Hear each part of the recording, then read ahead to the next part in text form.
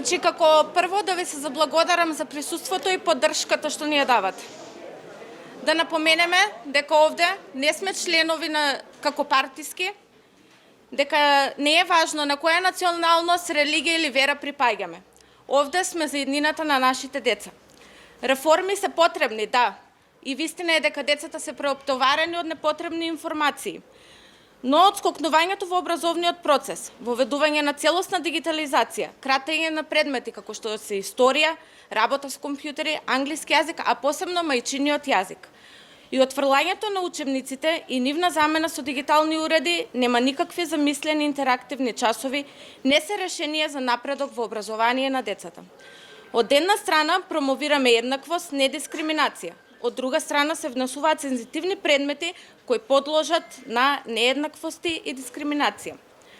Учење преку мултимедијални содржини, преку дигитални помагала, а на децата од социјално ранливите категории училиштата ќе им испечатат мини учебници, односно скрипти.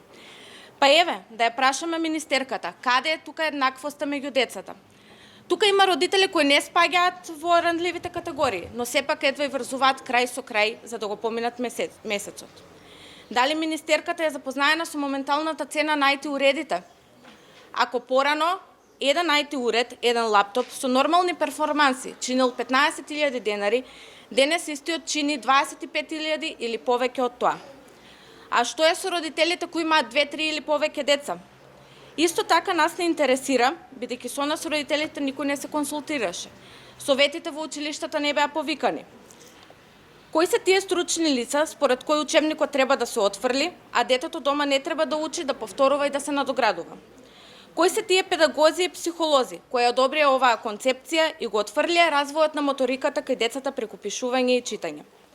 И како може министерката да даде изјава дека резултатите од воведувањето на концепцијата ќе се знаат за 5-6 години, а децата кои се моментално на средобразовен процес ќе бидат експериментални глувчиња, па ќе видиме по 5-6 години дали ќе ги биде или не.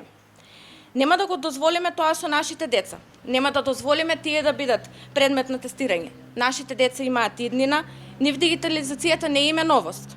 Тие деца имаат слободни активности и определено време за користење на дигитални уреди.